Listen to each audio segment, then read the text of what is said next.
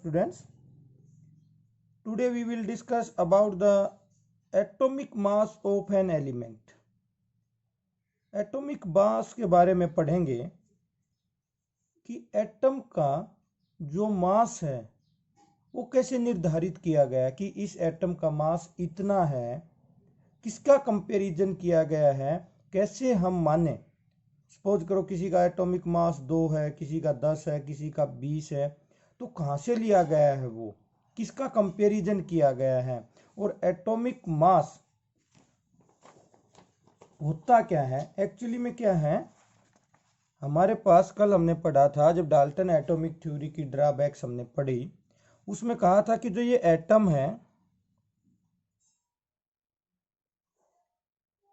It is made up of 3 सब atomic particles, electron, proton and neutron. अब होता क्या है, एटम के सेंटर में उसका मास होता है और सेंटर में ही प्रोटॉन और न्यूट्रॉन मौजूद होते हैं।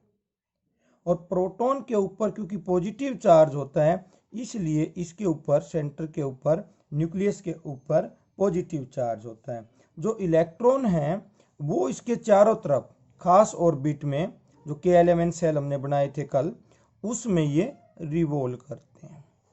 ठीक है, इनके ऊपर नेगेटिव चार्ज होता है। अब जो मास होता है एटॉमिक, किसी एटम का मास जो होता है, एटॉमिक मास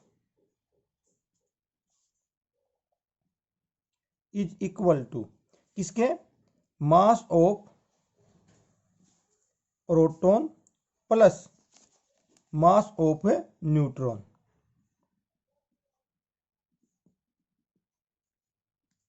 इनके बराबर होता है। इलेक्ट्रॉन का मास इसलिए नहीं जोड़ा जाता है कि इलेक्ट्रॉन का मास जो है वो बहुत ही ज्यादा कम होता है in comparison to mass of proton. Proton या न्यूट्रॉन के मास के मुकाबले में इलेक्ट्रॉन का मास ना के बराबर होता है, इसलिए उसको हम नहीं जोड़ते हैं। तो mass of proton plus mass of neutron is equal to atomic mass. ठीक है, पहले तो ये पता लग गया एटॉमिक मास होता क्या है, किस के मास को हम जोड़ें जब जाके हम कहें कि ये एटॉमिक मास है। अब एटॉमिक मास के लिए हमने क्या किया था कि इसको निकालें कैसे, कि एटॉमिक मास क्या होता है। एटॉमिक मास के लिए कार्बन जो है, कार्बन 12 को चुना गया। क्यों? क्योंकि इसके अंदर 6 प्रोटॉन होते हैं और 6 न्यूट्रॉन होते हैं। 6 6 12, अगर हम दोनों को जोड़ दें तो 12 unit mass.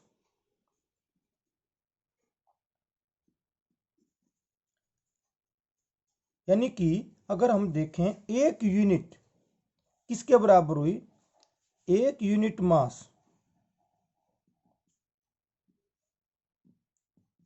1/12 of carbon 12 atom. ये चीज समझ में आए तो काम चलेगा, हमें समझ में आ जाएगा कि क्या है। क्या था, हमने कार्बन 12 को चुना इस एटॉमिक मास को निर्धारित करने के लिए, क्योंकि इसमें सेम अमाउंट में, यानी कि उतने ही तो प्रोटॉन और इतने ही न्यूट्रॉन थे। और इसको हमने क्या किया कि 6 प्रोटॉन और 6 न्यूट्रॉन 12 यूनिट के बराबर हो गए। यानी कि एक यूनिट मास अगर हम देखें तो इसका 12वां हिस्सा 1/12 ऑफ कार्बन एटम। पहले इसको हम लिखते थे एटॉमिक मास यूनिट। किसी का भी मास होता, जैसे कार्बन का ही हमने किया, AMU से डिनोटेड करते थे, 12 एटॉमिक मास यूनिट। अब हम इसको खाली U से कर देते हैं, 12 यूनिट। जितने भी मास हैं, सपोज करो किसी का 40 मास है, तो 1/12 कार्बन एटम्स का कितना गुना है, 40 गुना है। किसी का 20 है तो कितना है, 20 गुना है। इस प्रकार से हम किसी का एटॉमिक मास निकालते हैं। अब देखते हैं ये एटम्स जो हैं एग्जिस्ट किस प्रकार से होते हैं, किस रूप में मौजूद होते हैं। एटम्स जो है वो इस यूनिवर्स में कैसे हमें मिलता है? हमें मिलता है दो स्टेट के अंदर, in the form of molecules and in the form of ions. दो चीज हमारे पास में यहाँ पे क्या है? In the form of molecules and in the form of ions. अब हम पढ़ेंगे इस चैप्टर में आगे जाके कि मॉलिक्यूल्स क्या हैं और आयंस क्या हैं। अगर मॉलिक्यूल्स देखें, मॉलिक्यूल्स एक electrically neutral group of two और मोर एटम्स हैं केमिकली बॉन्डेड टुगेदर। इनके ऊपर चार्ज नहीं है। मॉलिक्यूल्स क्या हैं? केमिकली कंबाइंड है दो या दो से ज्यादा एटम्स का, और इनके ऊपर कोई भी चार्ज शो नहीं होता है।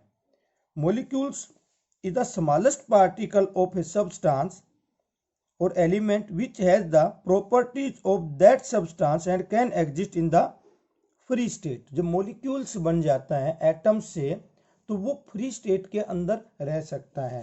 जैसे कि अगर एक एग्जांपल मैं आपको दूं, ये ऑक्सीजन का एटम है, और अगर हम ऐसे दो एटम्स को मिलाते हैं 1 and 2, ये ऑक्सीजन का मॉलिक्यूल्स जो ऑक्सीजन गैस के रूप में हम जानते हैं। ये हाइड्रोजन का एटम है, ये भी हाइड्रोजन का एटम है, और ये H2 हाइड्रोजन गैस जो कि मॉलिक्यूल्स के रूप में रहती है, फ्री स्टेट में रहती है। हम इनका यूज कर सकते हैं। अगर O plus O plus O यानी कि ऑक्सीजन के 3 atom combine together to form ozone, ये ओजोन गैस बनती है इससे। तो इस प्रकार से ये कंबाइंड हो जाते हैं, तब जाके ये मॉलिक्यूल्स बनाते हैं। अब मॉलिक्यूल्स जो है वो दो प्रकार के मॉलिक्यूल्स क्या है? दो प्रकार के। कौन कौन से? Molecules of elements and molecules of A compound. Molecules of element, एक ही तत्व के एटम्स का मॉलिक्यूल्स में कन्वर्ट होना क्या कहलाता है? Molecules of a element. The molecules of an element contains two or more similar, इतना ही फर्क है molecules of elements और molecules of compound में। molecules of element में similar टाइप्स के जितने भी एटम्स कंबाइन होंगे एक जैसे होंगे सब में। जैसे अभी हमने उदाहरण लिया था ऑक्सीजन का या हाइड्रोजन का या क्लोरीन का, हम एग्जाम्पल लें, वो सभी एक जैसे। ओजोन का है, जैसे अभी ओजोन का लिया, किसी का भी ले लीजिए, पर atom will be same types. चाहे दो आपस में मिल रहे हो, चाहे दो से ज्यादा मिल रहे हो, same types of atoms chemically combined together to form a molecules of an element. Clear? अब क्या है, हमने ये दो दो के उदाहरण लिए, 2-3।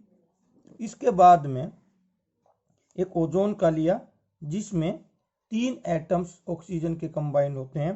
फिर एक फास्फोरस का है जिसमें फास्फोरस के 4 एलिमेंट्स कंबाइन होके एक मॉलिक्यूल्स बनाते हैं। और एक एग्जांपल हम ले रहे हैं सल्फर का, जिसमें सल्फर के 8 molecule atoms combine together to form a molecules. Mostly molecules क्या है कि 2 एटम्स कंबाइन टुगेदर, जैसे O2 है, H2 है, Cl2 है, ये क्या हो रहे हैं? 2-2 एटम्स कंबाइन हो रहे हैं। ओजोन में देखा हमने ऑक्सीजन के 3 एटम्स कंबाइन होके एक मॉलिक्यूल्स बना रहे हैं।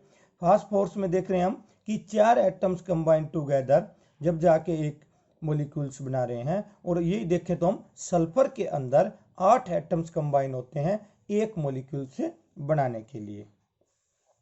अब आती है एटोमिसिटी। ये आपके आगे फार्मूलों में भी काम आएगी। होती क्या है एटोमिसिटी? क्या है? Number of atoms present in one molecules of an element.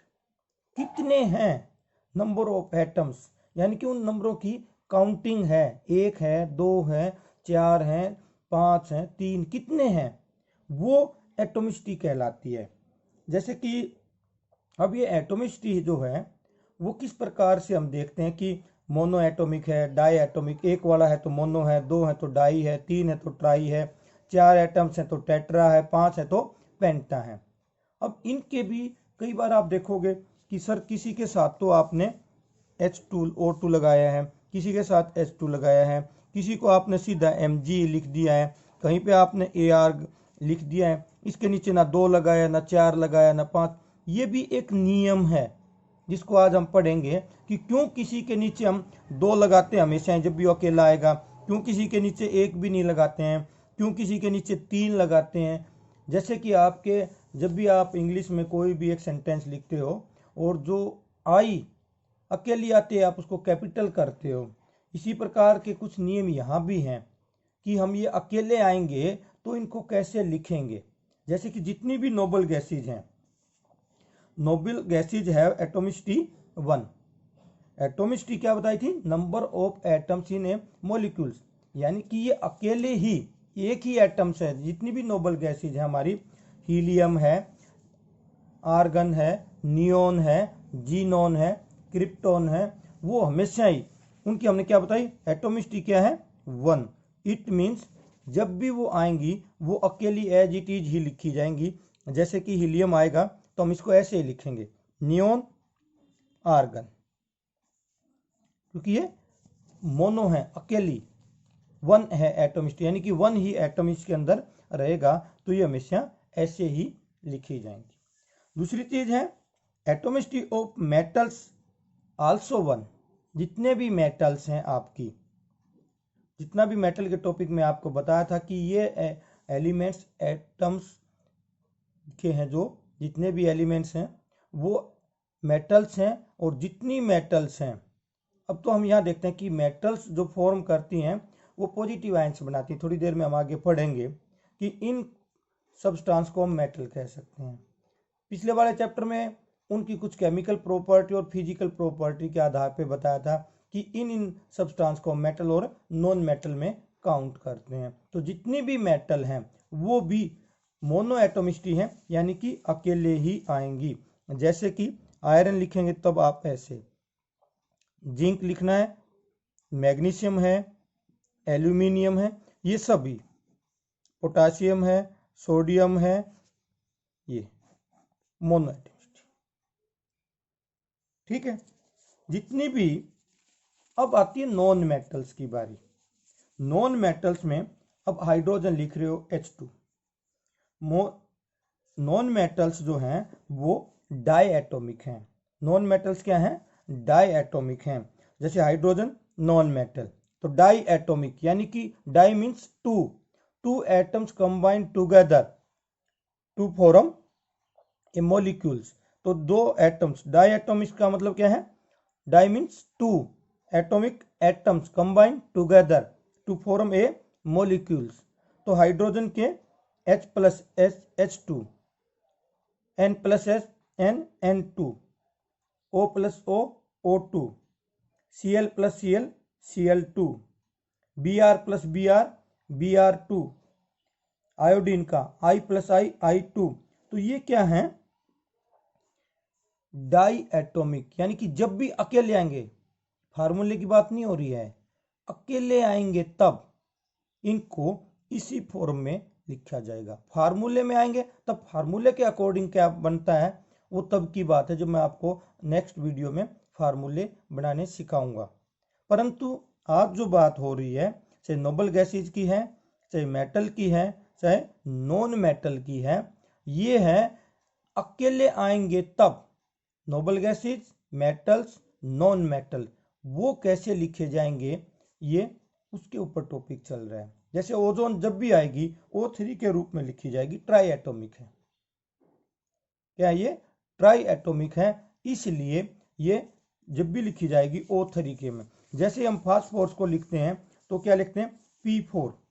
Phosphorus को हम लिखते हैं P4, यानी कि जब भी अकेला आएगा फास्फोरस तो इस प्रकार से आएगा। सल्फर आएगा तो S8। ये इस रूप में हम इनको लिखते हैं। क्यों? क्योंकि ये इसी रूप में इनके मॉलिक्यूल्स बनते हैं। फास्फोरस में जब 4 एटम्स कंबाइन हो लेंगे फास्फोरस के, तब वो एक मॉलिक्यूल्स में कन्वर्ट होता है, इसलिए हम इसको P4 में ही लिखेंगे, या सल्फर को S8 में ही लिखेंगे। ठीक है, तो 4 आ रहा है तो टेट्रा है, 8 आ रहा है तो ऑक्टे है। तो इस प्रकार से हम इनकी गिनती करते हैं। ये था आपका molecules of a element, यानी कि same types of atoms combine together to form molecules of a element. और मोलिक्यूल्स ऑफ कंपाउंड, कंपाउंड का मतलब होता है यौगिक, जोड़, यानी कि different types of atoms combine together to form molecules. Different types के अगर हम एटम्स को कंबाइन करें और डिफरेंट टाइप्स के एलिमेंट्स जब हम कंबाइन करेंगे एटम्स को, तो जो कंपाउंड बनेंगे उनको हम फार्मूले के रूप में इस्तेमाल करते हैं अपनी केमिकल इक्वेशंस के अंदर। अगर हम थोड़ा सा आज मैं बता देता हूं आपको कि जैसे ये हाइड्रोजन का एटम, ये क्लोरीन का, अब इनको अगर हम दोनों को मिला दें, जो नया बन रहा है वो क्या बनेगा हमारे पास में, हाइड्रोजन क्लोराइड। ये क्या है, मोलिक्यूल्स ऑफ ए कंपाउंड है। और ये क्या थे हमारे मोलिक्यूल्स ऑफ ए एलिमेंट के जो हम ले रहे थे, ये मोलिक्यूल्स ऑफ ए एलिमेंट हैं और ये मोलिक्यूल्स ऑफ ए कंपाउंड है। यहां देखोगे दो अलग अलग प्रकार के हाइड्रोजन और क्लोरीन कंबाइन हो रही है आपस में और HCl बना रहे हैं। यहाँ पे एक जैसे, बस इतना ही ध्यान रखना है कि जब एक जैसे आपस में मिले तो वो क्या है, मोलिक्यूल्स ऑफ एलिमेंट्स हैं। और जब डिफरेंट टाइप्स के मिले तो क्या बना रहे हैं, वो मोलिक्यूल्स ऑफ कंपाउंड। अब ये जो चीज है यहाँ पे अलग अलग प्रकार के मिलेंगे और ये बनाएंगे, ये सारा का सारा अहम रोल है आपकी केमिस्ट्री का कि ये कंबाइन कैसे होंगे आपस में। अकेले लिखे जाएंगे तो कैसे लिखे जाएंगे, अभी तो मैं कह रहा था जब भी आएंगे ये ऐसे आएंगे, H2Cl2। ये खाली आपको एक जोड़ के बताया है। एक्चुअली जब हम इसको लिखेंगे किसी भी इक्वेशन में, ये इस प्रकार से हम नहीं लिखते हैं। ये तो सिर्फ आपको कि ये कौन से दो एटम्स कंबाइन हो रहे हैं वो दिखाने के लिए, नहीं तो ये जब भी आएंगे ये हमेशा H2 और ये Cl2 और ये बनेगा HCl। और क्योंकि फिर यहाँ पे दो हाइड्रोजन है, दो क्लोरीन है और यहाँ पे एक हाइड्रोजन और एक क्लोरीन। और हमारा law of conservation of mass क्या कहता है कि रिएक्टेंट का जितना मास होगा उतना ही प्रोडक्ट का मास होना चाहिए। अब यहाँ पे अगर थोड़ा सा भी आपने मास पढ़े होंगे, पिछली जो आपको टेबल बताई थी कि किस प्रकार आपको टेबल याद करनी है, तो यहाँ पे अगर हम मास देखें, हाइड्रोजन का मास 1, पर यह हाइड्रोजन 2 है तो 2। एक क्लोरीन का मास जो है वो 35.5 35.5 और 2 है तो 71। यहाँ पे देखें एक हाइड्रोजन है तो 1 और 35.5। अब आप देखोगे यहाँ तो 73 है और यहाँ 36.5। It means it not follow the law of conservation of mass. और ये पॉसिबिलिटी नहीं है, ये हमेशा रहेगा जितना रिएक्टेंट होंगे उतने ही प्रोडक्ट बनने चाहिए। तो इसके लिए हम क्या करते हैं, इनको बैलेंस करते हैं। बैलेंस का मतलब क्या होता है, number of atoms of both side should be equal. Both side मतलब इस एरो से लेफ्ट हैंड साइड और राइट हैंड साइड दोनों के number of atoms should be balance. यानी कि यहाँ पे 2 हाइड्रोजन है तो यहाँ भी 2 हाइड्रोजन होने चाहिए, यहाँ 2 क्लोरीन है तो यहाँ भी 2 क्लोरीन होने चाहिए। और इसके लिए हम इनको क्या करते हैं, स्मॉलेस्ट डिजिट से मल्टीप्लाई कर देते हैं। यानी कि इनको नहीं हटाना है, कहीं आप क्या इसको बैलेंस कर देंगे, ये तो भी आपको मैंने ऊपर बताया था, ये तो ऐसे ही फॉर्म में आएंगे जब भी अकेले आएंगे। तो हम इसको क्या करते हैं, 2 से यहाँ पे मल्टीप्लाई कर देते हैं। अब हमारे पास यहाँ पे 2 हाइड्रोजन हो गए तो इसका मास 2 हो जाएगा और 2 क्लोरीन, क्यों इसकी मल्टीप्लाई इसके साथ भी है तो ये 71 और इसका मास भी कितना हो जाएगा 73। ये आपका 10th क्लास का पोर्शन है। 9th में हम बैलेंस इक्वेशन नहीं सिखाते हैं, आपको 10th में सिखाते हैं। परंतु ये चीज़ क्लियर होनी चाहिए कि किस प्रकार से ये बैलेंस होती है, क्योंकि law of conservation of mass हम यहीं पढ़ते हैं और ये चीज़ यहीं क्लियर हो जाएगी तो आगे आपको आसानी रहेगी कि किस प्रकार से हम इनको करते हैं। तो मॉलिक्यूल्स ऑफ कंपाउंड हम कल अपने नेक्स्ट वीडियो में पढ़ेंगे। आज का टॉपिक इतना ही समाप्त करते हैं, ठीक है।